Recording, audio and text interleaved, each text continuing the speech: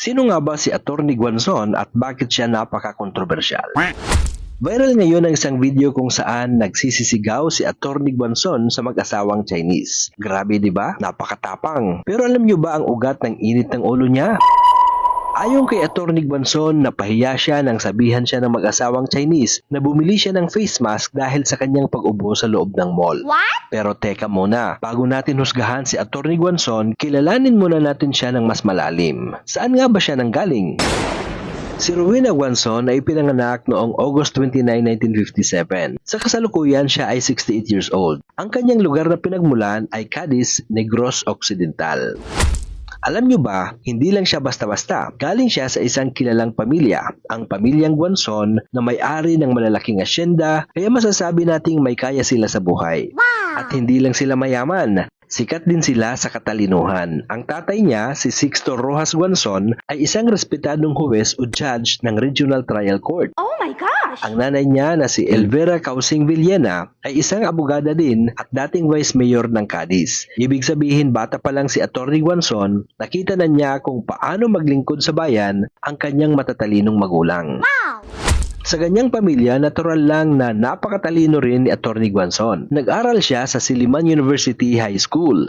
Nagkolehiyo siya sa University of the Philippines at nagtapos ng economics. Siyempre, nag-abogasya siya sa UP College of Law at nagtapos sa top 10 ng kanyang klase. Wow! At hindi pa yan ang huli ha. Nag-aral din siya sa iba't ibang bansa at nagtapos ng master's degree sa Public Administration o MPA sa sikat na Harvard Kennedy School of Government sa Amerika. Oh my God!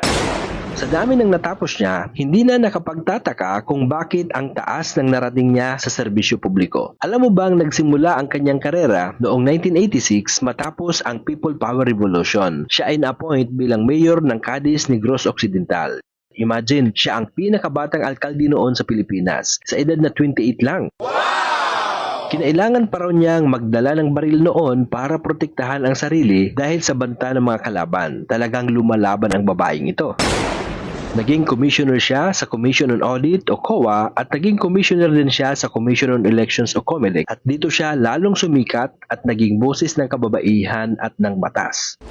Siya ay naging isang kilalang advocate para sa karapatan ng kababaihan at persons with disabilities. Pero syempre, sa tindi ng kanyang personalidad, hindi may iwasan ang mga kontrobersiya. Naging sikat siya at lalong nakilala ng bayan dahil sa kanyang paninindigan noong siya ay nasa COMELEC pa. Siya ang humawak ng mga kaso ng disqualification laban sa tumatakbong pangulo noon na si Bongbong Marcos Jr. What? Tatanungin mo ngayon bakit siya kontrobersyal. Una, dahil sa kanyang pagiging outspoken. Hindi siya natatakot magsalita. Naging tapat siya at sinabi niya sa publiko ang kanyang boto laban kay Marcos kahit pa alam niyang malaking gulo ang maidudulot nito. Sa kaso naman ng PWD Party List, naging issue rin ang kanyang pagiging substitute bilang nominado ng PWD Party List na umabot nga hanggang Supreme Court. At pangatlo, ang pagiging matapang niya laban sa mga maling gawain. Mula sa banta sa buhay noong siya ay bata pang mayor hanggang sa mga banta noong siya ay nasa COMELEC bilang commissioner, hindi siya sumuko at patuloy siyang lumaban. Grabe ang daming pinagdaanan ni Atty. Rowena Guanzon. Mula sa pamilya ng matatalinong public servant hanggang sa pagiging pinakabatang mayor at sa pagtindig niya sa harap ng matitinding kontrobersiya. Ano nga ba ang natutunan natin sa buhay niya? Ito yon, na ang tunay na tapang ay hindi lang sa pakikipag-away kundi sa paninindigan sa tama anuman ang kapalit. Mga katrivia, na-impress ka ba sa life story ni Atty. Guanzon? Atty. Rowena Guanzon po, ang inyong lingkod. I-comment mo na sa ibaba at pag-usapan natin ito.